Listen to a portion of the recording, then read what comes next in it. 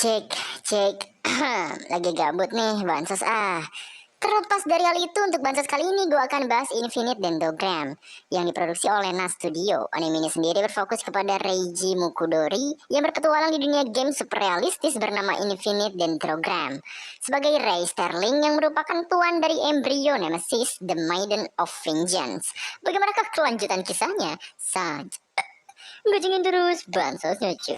Bansos diawali dengan sebuah game bernama Infinite Dendrogram, sukses merilis game dengan teknologi VR MMO. Game ini mampu mensimulasikan kehidupan secara nyata layaknya di dunia serta memiliki penawaran fitur-fitur tak terbatas bagi para pemainnya. Setelah 2 tahun perilisan, seorang pemuda bernama Reiji Mukudori membeli salinan game Infinite Dendrogram dan mulai bermain dengan karakter bernama Rei Sterling. Ketika membuka matanya, Rei berada di sebuah ruangan dan disambut oleh seekor kucing. Ia adalah Alt Operator yang bernama Chaser. Rei kemudian memilih bentuk tubuh dengan beberapa perubahan seperti warna rambut agar tidak sama persis di dunia nyata.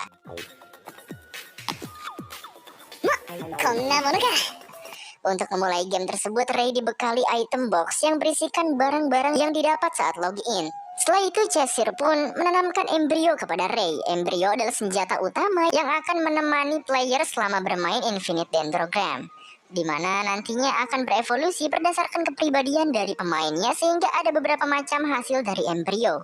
Setelah segala persiapan selesai, Rei dikirim ke kerajaan altar dan memulai petualangannya. Infinite Dendrogram Sekai Ashi wo fumiireta.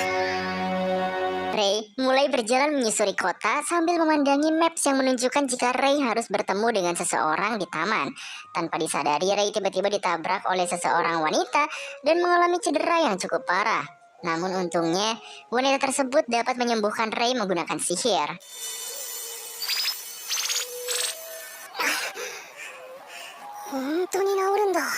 Wanita tersebut bernama Liliana. Ia sedang mencari adiknya yang hilang.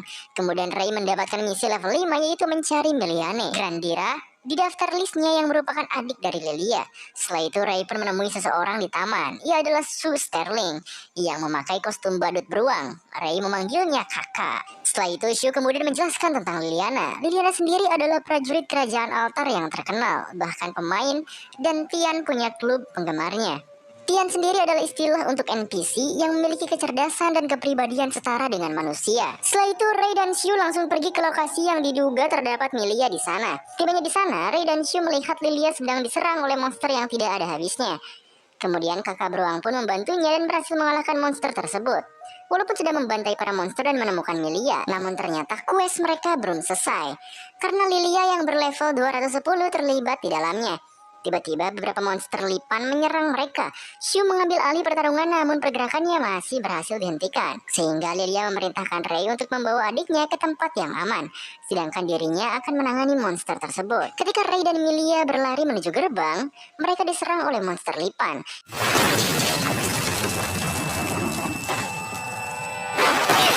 Karena levelnya masih 0, Rei terus dihajar oleh monster tersebut. Karena hal itu, Rei sangat marah dan berhasil memanggil embrionya. Embrio Rei bernama Nemesis yang bertipe Maiden with Arms. Lalu Nemesis berubah menjadi pedang dan berhasil membantai monster lipan tersebut.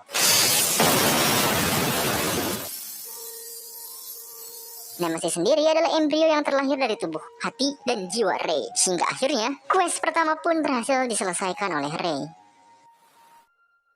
Ternyata kejadian yang menimpa Milia sudah direncanakan oleh sekelompok yang belum diketahui identitasnya. Pada saat makan bersama, kakak beruang menjelaskan bahwa kelak Nemesis dapat berevolusi menjadi superior embrio yang mampu mengubah wujudnya ke beberapa tingkatan. 6 bulan yang lalu, Kekaisaran Drive melakukan peperangan melawan kerajaan altar, yang menyebabkan kekalahan bagi altar, sehingga sepertiga kerajaan kehilangan wilayahnya. Hal itu disebabkan karena para pemain tingkat teratas tidak ikut berpartisipasi dalam peperangan tersebut. Dikarenakan Raja Altar tidak memberikan hadiah kepada pemain, berbeda dengan Kekaisaran Drive. Ketika memilih job yang cocok untuk Rei, kakak beruang membuktikan jika job yang cocok untuk Rei adalah Paladin. Akan tetapi, untuk mendapatkan job tersebut, Rei harus menjalankan tugas yang cukup berat. Ia harus mengalahkan 50% dari bos monster. Setelah itu, Rei dan Nemesis pun memulai petualangan mereka untuk menaikkan level dan berhasil mendapatkan skill penyembuhan. Namun mereka melihat pemain lainnya yang terpojok di saat melawan Orc. Karena tidak ingin mengganggu pertarungan, Rei memberikan mereka sihir penyembuhan. sehingga mereka berhasil mengalahkan sekelompok orcs tersebut.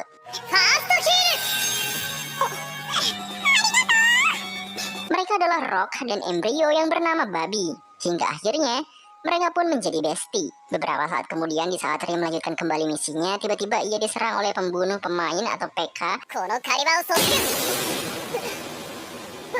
yang pada akhirnya Ray pun kalah dan keluar dari game. Karena tidak mau kalah lagi, mereka pun masuk ke dalam labirin di sebuah makam karena di sana tidak ada PK. Keduanya berhasil mengalahkan banyak zombie, walaupun pada awalnya Nemesis sangat ketakutan. Namun tiba-tiba mereka diserang oleh seseorang yang menyangka jika Ray adalah monster. Ia adalah Figaro, pemain tingkat atas.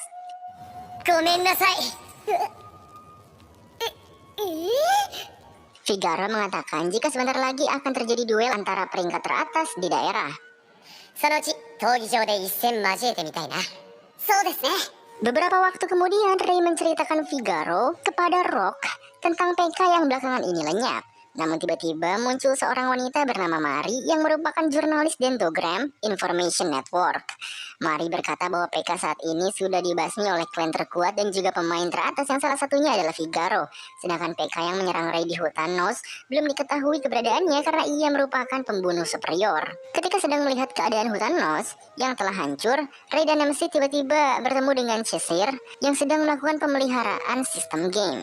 Di saat akan berpisah, Cheshire memberikan pesan kepada Ray bahwa jantung iblis ada di perut. Hal tersebut membuat Ray sangat kebingungan karena ia tidak tahu apa maksud dari perkataan Cheshire.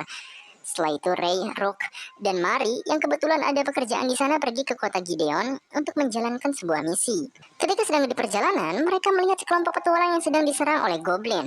Oleh karena itu Ray dan Hook memutuskan untuk membantunya. Berkat kerjasama di antara mereka, akhirnya goblin pun dapat dikalahkan dengan mudah.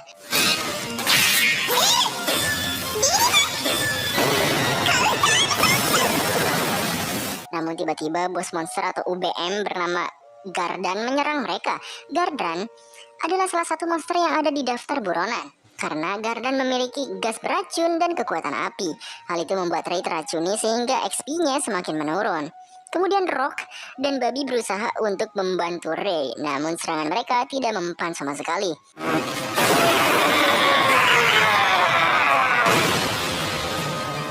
Ketika Ray terkena damage, Mari memberikan Ray sebuah potion elixir yang membuat Ray takkan terkena status elemen selama 180 detik. Akhirnya Ray kembali menyerang Gardan. Namun tiba-tiba terdapat burung yang menyerangnya. Rook dan Ray berbagi tugas. Rook akan mengurus Orchbird, sedangkan Ray akan mengurus Gardan.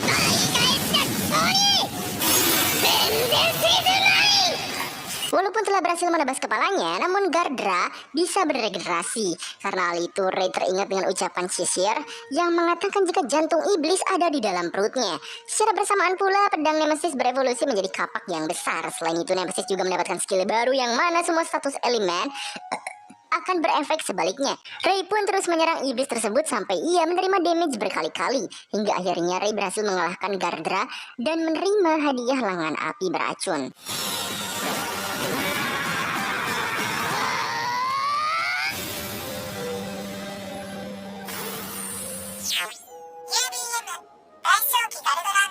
Tak lama kemudian Rook datang. Ternyata ia juga berhasil menjinakkan Orchbird. Ternyata di balik game tersebut ada seseorang yang mengontrol sepenuhnya alur dari game.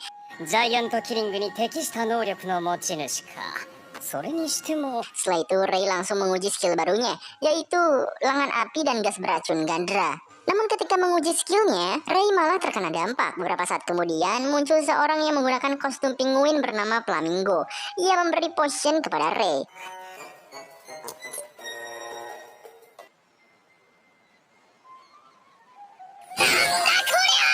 Di saat Ray meminumnya, tak lama kemudian tumbuh telinga hewan di atas kepalanya. Namun ketika akan menghabisi Flamingo, ia langsung hibrid dari sana. Setelah membeli pakaian baru, Ray mencoba bermain sebuah mesin gacha di sana dan mendapatkan kuda silver. Walaupun pada akhirnya Ray tidak bisa menunggangi kuda tersebut karena ia tidak mempunyai skill penunggang kuda. Setelah itu Ray melihat para bandit yang sedang mengganggu seorang wanita yang ternyata adik dari wanita tersebut diculik oleh mereka. Tiba-tiba muncul seorang lelaki bernama Hugo di sana yang berlevel 125. Ia hendak menyelamatkan wanita tersebut. Namun tidak berselang lama, pada akhirnya Hugo dibuat babak belur oleh para bandit. Karena mengetahui jika banyak anak-anak yang diculik, Rei Hugo bersama dengan teman party Hugo yang bernama Saiko memutuskan untuk menyelamatkan mereka. Sesampainya di sana, mereka pun menyusun rencana. Hugo dengan robotnya akan menyelamatkan anak-anak yang diculik, sedangkan Rei akan masuk ke dalam benteng untuk menumpas para bandit. Ternyata di dalam benteng tersebut banyak anak-anak yang dijadikan sebagai undead untuk mengakhiri penderitaan mereka. Dengan berat hati, Rei akhirnya membunuh para undead anak-anak tersebut.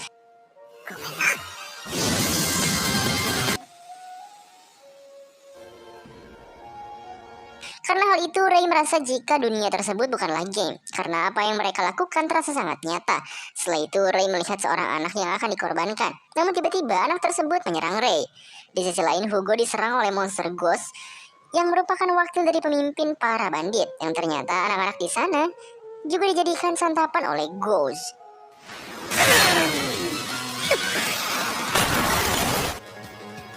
Karena sudah menggunakan banyak energi, Hugo jadi kewalahan. Hingga akhirnya Hugo memutuskan untuk menggabungkan kekuatannya dengan embrionya yang ternyata itu adalah Cocytus. Akhirnya mereka pun berhasil mengalahkan Ghost.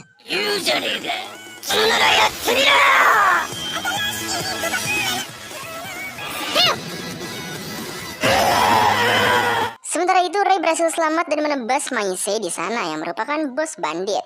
Alasan Maise menggunakan anak-anak untuk dikorbankan adalah agar dirinya menjadi kuat dan berevolusi menjadi Kings of Corps yang abadi. Karena persyaratannya mengharuskan ia mengubah 5.000 tahun nyawa menjadi undead dan menciptakan kristal dendam. Ketika Maise mencoba untuk menyerang Rei, serangan tersebut tidak berpengaruh apapun. Oleh karena itu, Maise pun kabur dari sana. Namun ia semakin kena mental setelah melihat Ghost telah tewas. Tanpa basa-basi, Rei pun langsung menghabisi si Maise. Walaupun ia adalah Leak, namun jika terkena pedang Rei, Maise tidak bisa bereinkarnasi. Karena pedang milik Rei mempunyai skill sinar pensucian. Hingga akhirnya misi mereka pun selesai.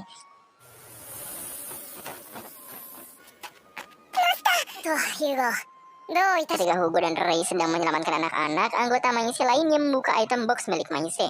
Tanpa diduga, mereka diserap oleh sebuah telur yang keluar dari item box dan berubah menjadi monster.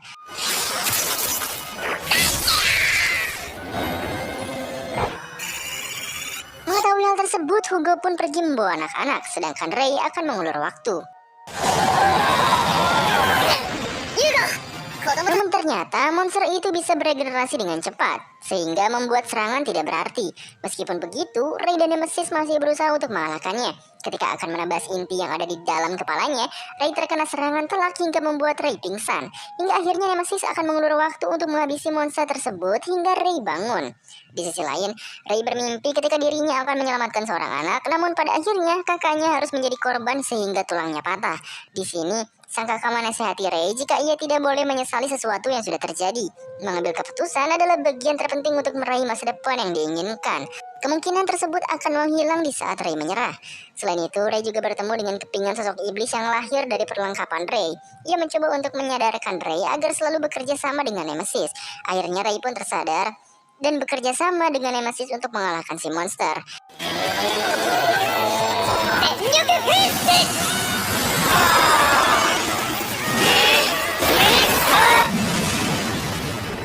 Hingga akhirnya Rei pun berhasil mengalahkan monster tersebut. Dari misi itu, Rei berhasil mempunyai skill kuda dan penunggangan. Kemudian terungkap jika sebenarnya Hugo bekerja sama dengan Flamingo jika mereka sedang menjalankan rencana untuk berperang.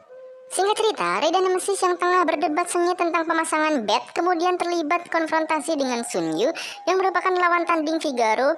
Di partai selanjutnya, dalam konfrontasi itu, Sun Yu terlihat merendahkan pilihan Rei yang lebih menjagokan Figaro untuk menjadi pemenang di duel Colosseum Gideon yang mempertemukan para superior. Beruntung saja konfrontasi di antara mereka tidak sampai menjadi aksi baku hantam karena Shu ujuk-ujuk bijak dan langsung menenangkan ketegangan yang sedang terjadi, yang dimana aksi Shu kemudian berhasil menjauhkan adiknya dari mara bahaya Sun Yu yang memiliki stats mengguik sebagai salah satu pilar Bing Chiling dari Huang He Empire. Pasca konfrontasi itu, duel di antara sang over gladiator Figaro versus Master Jianxi Sun Yu pada akhirnya berlangsung dan mereka pun lantas menunjukkan skill bertempur dengan sangat intens sebagai seorang superior.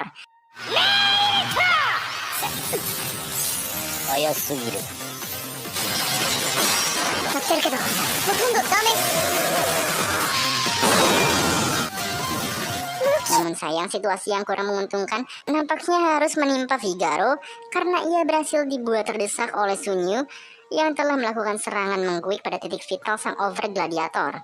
Alih-alih rungkad, Figaro yang terkena serangan tersebut justru semakin mengguik dengan menaikkan intensitas serangan sembari melepaskan beberapa item buff di sekujur tubuhnya.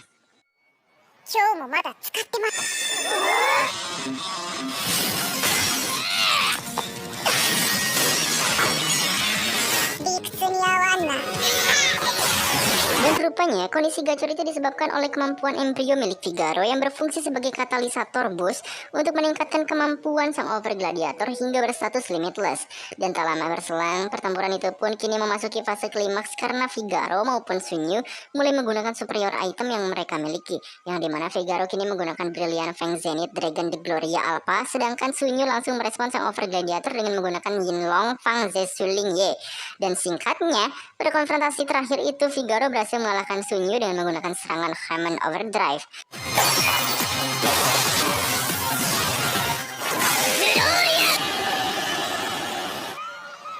Namun secara mengejutkan, kemenangan tersebut kemudian harus terganggu oleh Dr. Flamingo yang berhasil menghentikan sistem P2V Colosseum Gideon hingga menyebabkan Figaro terkena efek freeze yang menyebabkan stuck pada pergerakan karakternya. Setelah itu, Dr. Flamingo pun langsung mengungkapkan identitas aslinya sebagai seorang superior dari Kekaisaran Drift yang bernama Mr. Franklin, The Giga Professor, yang dimana perkenalan tersebut kemudian diikuti aksi batil dari Franklin yang seketika mengungkapkan rencana batilnya untuk menghancurkan seluruh master di Altar Kingdom dengan menyandra Putri Elizabeth sebagai langkah awal agar dapat menimbulkan secuil hal anjing.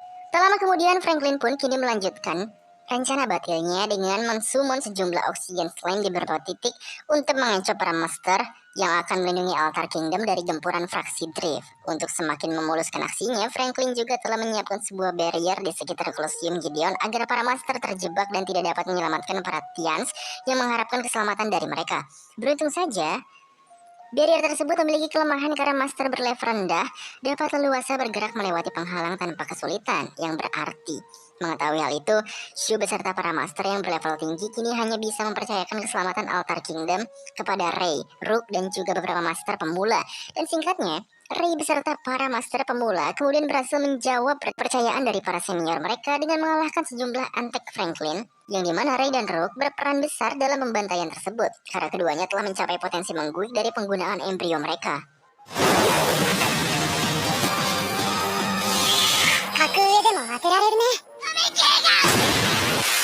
Di lain tempat, Franklin yang mengetahui jika anteknya telah warfake kemudian mendapatkan serangan kejutan dari seorang superior killer yang berniat menyelamatkan Elizabeth.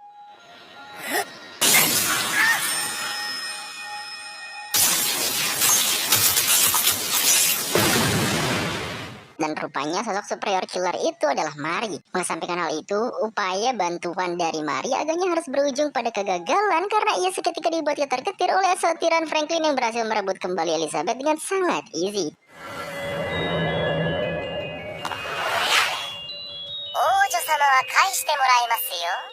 Bahkan Mari juga kemudian harus menghadapi sebuah keanjingan lain dari Franklin yang kini mengirim seorang keroco bernama Feldor Bell untuk menghambat pergerakannya. 万丈のクラブ指揮者系統スペリオメジョルキングオブオーケストラレルドリル。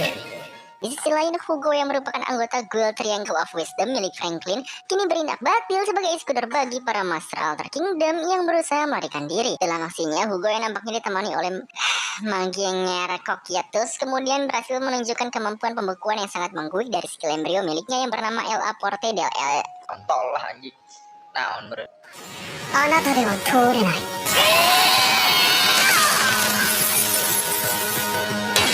pada Mari, ia yang kini meladeni keanjingan dari Feldor Bell nampaknya harus dibuat kesulitan oleh sang orkestra yang memiliki skill berelemen dengan fungsi manipulasi suara dan juga getaran.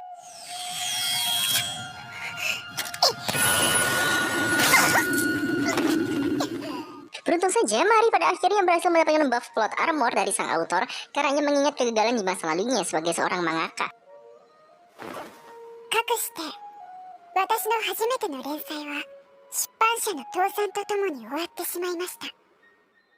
Yang dimana buff tersebut ketika membalikan arah pertarungan hingga membuat Mari dapat leluasa untuk melancarkan serangan ultimate yang bernama Arch Ancial Fault Daisy Scarlet The Explosion Death.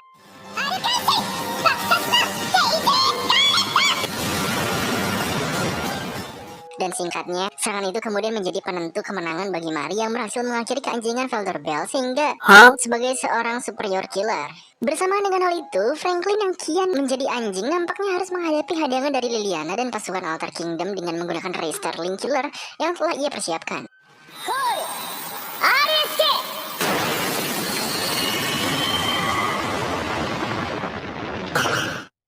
Beralih menyoroti Hugo, ia yang tengah bernostalgia dengan mengingat masa lalunya sebagai anak broken home kemudian memulai konfrontasi intens melawan Ray dan juga Rogue.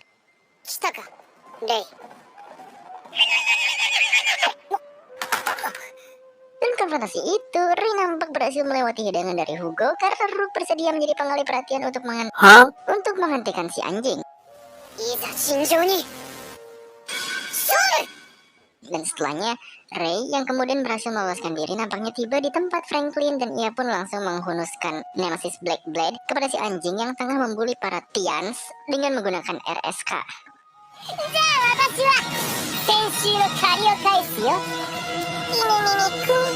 Terus pun kemudian menyoroti Rogue, ia yang kini bertarung PvP melawan Fugo nampaknya berhasil mengantisipasi pergerakan dari sang armored pilot yang bertumpu kepada Mengiar Cocytus sebagai pusat serangannya.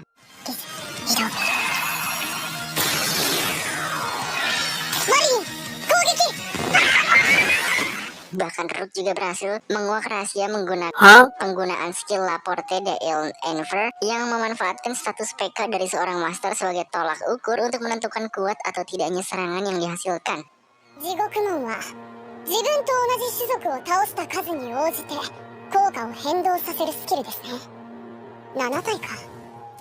Mengetahui hal itu, Rock pun langsung berubah ke mode Union Jack agar ia dapat mengabaikan efek Laporte de Elven yang teramat sensitif seperti Muntun. Union Jack,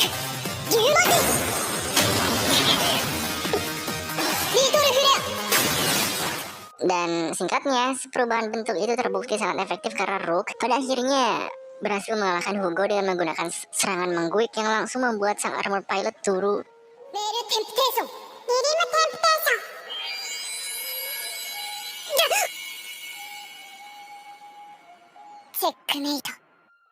Bersama dengan hal itu, Ray yang kini menghadapi keanjingan dari Franklin nampaknya harus dibuat kesulitan oleh Momon RSK yang telah diprogram sebagai monster counter untuk menghentikan serangan Vengeance is Mine yang menjadi jurus andalan Ray.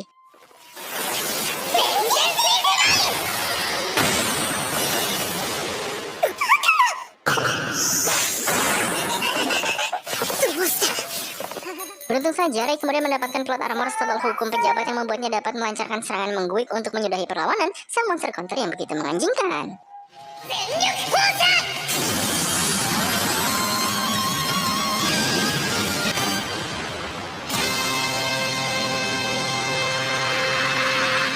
Singkat cerita, aksi mengguik yang dilakukan oleh Ray nampaknya harus berujung pada keanjingan karena si anjing Franklin telah menyiapkan rencana cadangan untuk mengantisipasi kekalahan RSK, yaitu Franklin kemudian mengaktifkan bom yang telah ia tanam di seluruh altar kingdom sembari mensummon 2 monster pure dragon untuk menahan pergerakan Ray.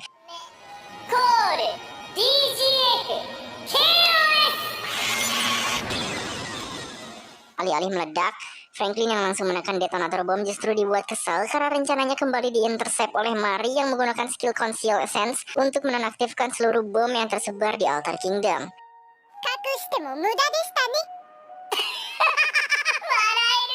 Sayangnya intercept yang dilakukan oleh Mari agaknya tidak berdampak signifikan karena Franklin langsung mengungkapkan rencana terakhirnya untuk meledakkan Altar Kingdom dan mensummon 56.826 orang masa dalam Madrid yang pernah memasuki Monas.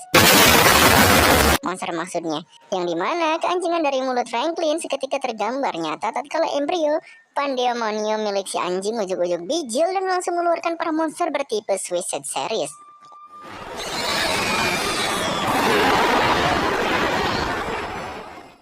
Mengetahui hal itu, Ray yang masih menyimpan harapan untuk menghentikan penyerangan terhadap Altar Kingdom, kemudian mengerahkan seluruh kekuatan terakhirnya agar para Tians dapat terselamatkan dari keanjingan Franklin. Dalam aksinya, Ray kemudian mendapatkan bantuan dari Mari, Rook, dan beberapa petualang pemula yang telah menyelesaikan tugas mereka untuk menghentikan para kroco yang berkeliaran di Altar Kingdom.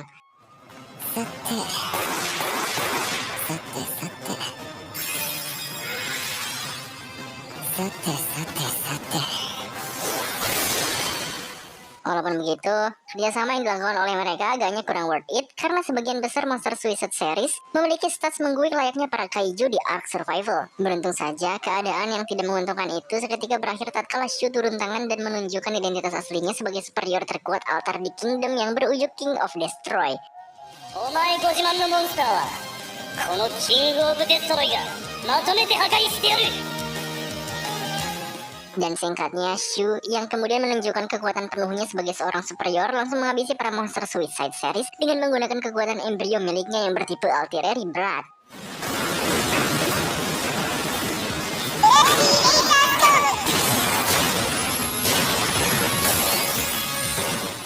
Sontak, aksi keliti yang dilakukan oleh Shu nampaknya berhasil membuat Franklin Zipper hingga si anjing itu pasrah meratapi nasibnya yang kini berada di ujung tanduk. Singkatnya, kepasrahan diri dari Franklin nampaknya kian menjadi tatkala Ray muncul di sekitar Pandemonium untuk mengakhiri keanjingan si anjing yang telah mengancam keselamatan para Tians di Altar Kingdom. Namun sayang, aksi mengguip dari Ray kemudian harus terganggu oleh kehadiran Hugo yang masih bersikeras membela Franklin karena ikatan persaudaraan di antara mereka.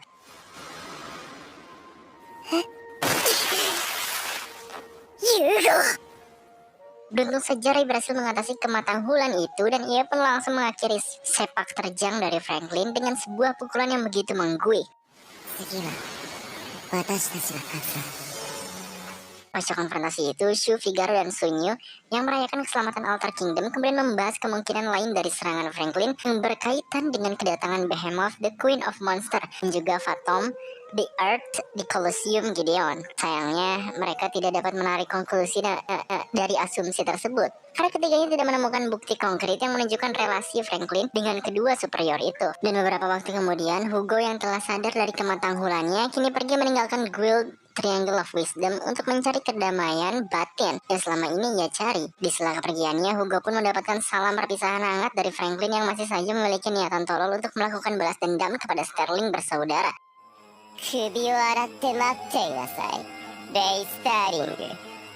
Terlepas dari hal itu, Ray yang kini menghabiskan waktu santunya dengan berduel melawan Mari di Colosseum Gideon nampaknya kian terikat dengan dunia Infinite Dendrogram sebagai seorang master.